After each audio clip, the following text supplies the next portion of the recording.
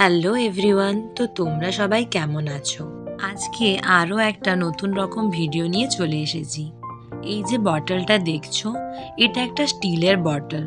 খুব সুন্দর এই বটলটা। তো এটাকে আরও একটু সুন্দর আর কিউট বানানোর চেষ্টা করি, চলো। তো প্রথমে বটলটার গায়ে পেন্সিল দিয়ে হালকা করে একটু ড্র করে নিয়েই আমি কিন্তু রং করা শুরু করে দিয়েছি। আর আমি এখানে ফেভিক্রিলের প্যাস্টেল অ্যাক্রিলিক কালারটা ইউজ করছি। এটা তোমরা যে কোনো দোকানে পেয়ে যেতে পারো, আর এই কালারটা কিন্তু অনলাইন অফলাইন সব জায়গাতেই অ্যাভেলেবেল আছে। তো অনেক দিন থেকেই ভাবছিলাম যে একটা স্টিলের বটলে রং করব।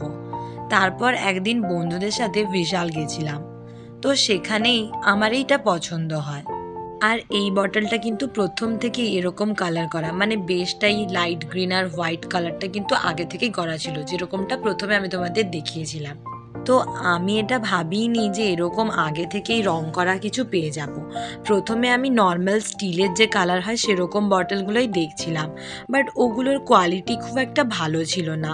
তার চেয়ে এই কালার করার কোয়ালিটিটা একটু বেশি ভালো লাগলো বলে এটাই নিলাম। আর এই বটল কেনার সময় আমি আরেকটা জিনিস লক্ষ্য করেছিলাম, সেটা হচ্ছে বটলের এই মুখটা একটু ছোট সাইজের খুঁজছিলাম, যাতে জল খেতে একটু সুবিধা হয়, বাট সেরকমটা পেলাম না। এটাও মোটামুটি, তো এটা চলবে। আর এটা যেমন গ্রিন আর হোয়াইটের কম্বিনেশনে আছে, ঠিক এর পাশে আরও অনেকগুলো স্কাই ব্লু আর হোয়াইটের কম্বিনেশনেও ছিল, বাট কেন জানি না আমার এটাই দেখতে বেশি ভালো লাগলো, তাই তখন কোনো কিছু না ভেবে এটাই নিয়ে নিয়েছি। তারপর হচ্ছে মেন কাজ, তারপর যে রং করব, তো করবোটা কি।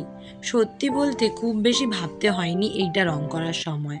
যারা আমার আগের ভিডিওগুলো দেখেছো বা দেখো তারা তো জানোই যে আমার কিন্তু সত্যি কলকা ডিজাইন আর কার্টুনের মধ্যে এই কার্টুন বা এই কিউট কিউট ক্যারেক্টারগুলো ড্র করতে ভীষণই ভালো লাগে। আর এটা যেহেতু ফার্স্ট থেকেই কালার করা ছিল, তো একটা কাজ আমার কমেই গেছিলো। আর এই বটলটার একটু লাইট গ্রিন কালারটা দেখেই প্রথমেই কিন্তু আমার এই কিউই ফলটার কথাই মাথায় এসেছিল। তারপর আর কি, ফলটাকে মাঝখান থেকে কেটে চোখ মুখ বসিয়ে দিলেই হয়ে গেল কিউট কিউট দুটো ক্যারেক্টার। তো এখানে তো তোমরা বুঝতেই পারছো যে এখানে আমি মেল ফিমেল দুটো ক্যারেক্টার করেছি।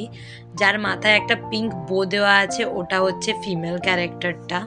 আর এই দুটো কিউই ফল ড্র করার পর আমার নিচটা কেমন জানি একটা ফাঁকা ফাঁকা লাগছিল, তাই এই ফাঁকা জায়গাটাকে ভরাট করার জন্য আমি এরকম ব্রাউন কালার দিয়ে করে দিচ্ছি, যাতে মনে হয় মানে একটু চকলেট লাগিয়ে দিলে বা চকলেটটা ওপর থেকে পড়লে যেরকম দেখতে লাগে খানিকটা সেরকম করতে চেষ্টা করেছি। আর এই ডিজাইনটা কেমন লাগছে তোমাদের সেটা কিন্তু জানিও। তো এবারের ওপরটাও ফাঁকা ফাঁকা লাগছিল বলে আমি ভাবলাম এর ওপর কিছু লিখে দিলে হয়তো ভালো লাগবে, তাই আমি এখানে লিখছি stop thinking and start drinking. তো যাই হোক, আমার হ্যান্ডরাইটিং কিন্তু খুব বাজে। সবাই বলে যারা নাকি আঁকা আঁকি করতে পারে তাদের হ্যান্ডরাইটিং খুব ভালো হয়, আমার ক্ষেত্রে তো এই কথাটা একদমই যায় না।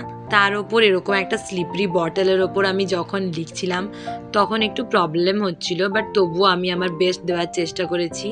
আর লেখার পর হোয়াইট কালারটা আমার যেন এটার সাথে ভালো লাগছিল না, তাই অফ ক্যামেরাতেই আমি হোয়াইট কালারটা তুলে দিয়ে ওর বদলে আবার ব্রাউন কালারে সেম জিনিস সেমভাবেই লিখেছি। তোমরা একটু জানিও তো হোয়াইট কালারটাই বেশি ভালো লাগছো নাকি এই কালারটা বেশি ঠিকঠাক লাগছে।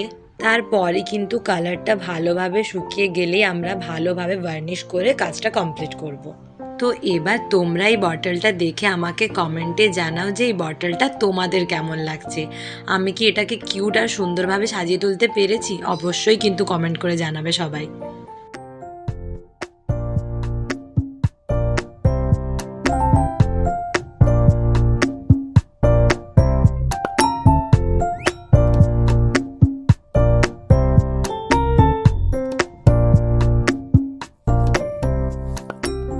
আমার এই ভিডিওটা তোমাদের ভালো লাগলে প্লিজ একটা লাইক করে চ্যানেলটাকে সাবস্ক্রাইব করে যেও। দেখা হচ্ছে খুব তাড়াতাড়ি নেক্সট একটা ভিডিওতে। তোমরা সবাই খুব খুব ভালো থেকো।